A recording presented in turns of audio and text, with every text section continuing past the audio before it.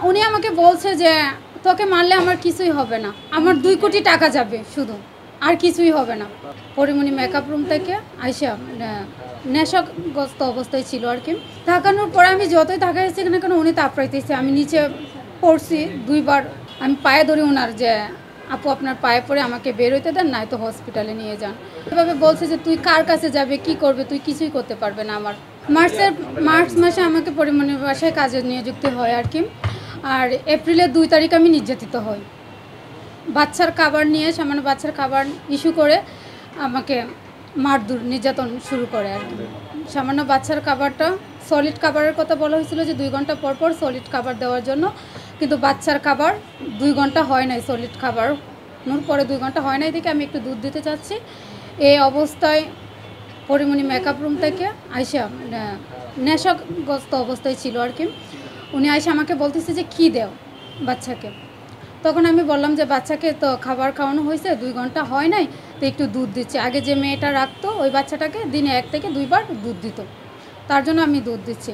আর উনি আমাকে এটাও বলে নাই বাচ্চাকে কি আর কেমনে করতে হয়, কোন খাবারটা কেমনে দিতে হয়, এগুলো আমাকে দেখায় নাই, বলেও নাই। ওই মেয়েটাই বলছে। আর ওই বাচ্চার খোঁজখবরও উনি নেয় নাই। সপ্তাহে 1 দিনও হয়তো দেখা করলে করতেও পারে, বাচ্চার সাথে কথা বললে বলতেও পারে, নাও বলে। তার জন্য তারপরে এইগুলো নিয়ে মানে আমাকে বলতেছে যে দুধ কেন দেস, দুধ কে বলছে তোকে দিতে। তাহলে আমি বললাম যে আগে যে মেয়েটা রাখতো সেই মেয়েটা তো দিনে 1 বার করে দুধ দিত, এটার জন্য আমি দুধ দিচ্ছি।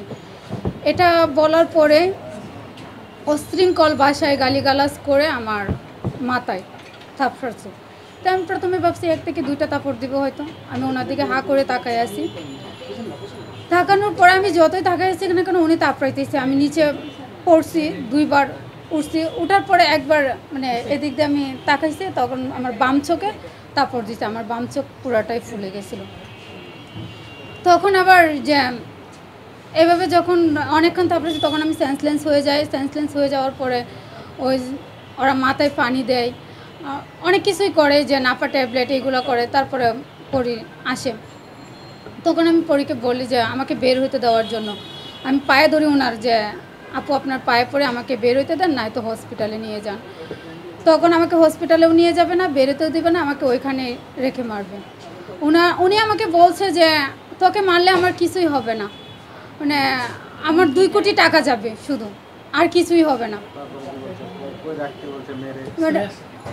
এরকমভাবে মারতেছে আর মানে বলছে, বলার পরে এইভাবে বলছে যে তুই কার কাছে যাবে, কি করবে, তুই কিছুই করতে পারবে না। আমার এখন এভাবে বলার পরে তো আর আমি কোনো কিছু হতে পারি না। তারপরে অনেক চেষ্টা করো এজেন্সি, তারপরে হচ্ছে ম্যানেজার, ওদের সবাইকে বলার পরে আমি কোনোভাবেই ওইখান থেকে বের হতে পারতেছি না। আমাকে হসপিটালেও নিয়ে যাবে না, বের হতেও দেবে না।